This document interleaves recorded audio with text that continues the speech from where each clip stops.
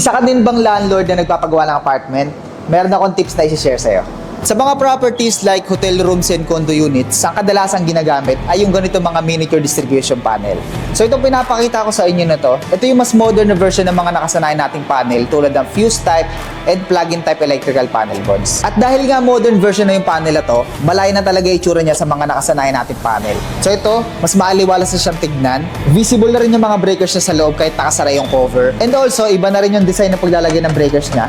Hindi na siya pa vertical, pa horizontal na. Sa loob, kapag binuksan nyo siya, meron kayong makikitang grounding bus bar. Ito para to sa safety ng wirings nyo. Then meron na rin yung mga hole patterns para naman sa fittings nyo. At syempre meron kayong makikitang DIN rail. Dito ikinakabit yung mga breakers. And speaking of circuit breakers, ang ginagamit na breaker na nga pala sa mga ganito ay yung ganito mga DIN rail type na circuit breaker tulad ng MCB, RCCB, or RCBO. MCB stands for Miniature Circuit Breaker.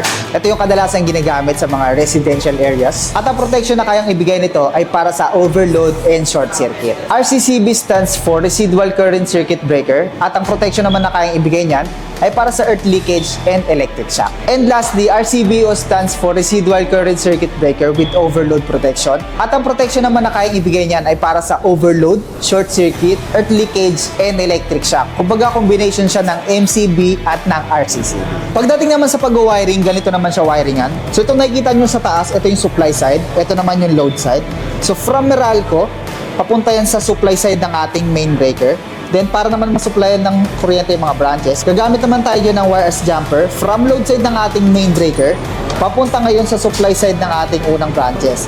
So ngayon, dahil may supply na ng kuryente yung ating unang branches, gagamit naman tayo dyan ng COM bus bar, which is yung magsiserve as jumper para masupply naman ng kuryente yung iba pang mga branches. So ganito nga lang pala yan. Lalagay nyo lang yan dito sa taas, ganyan.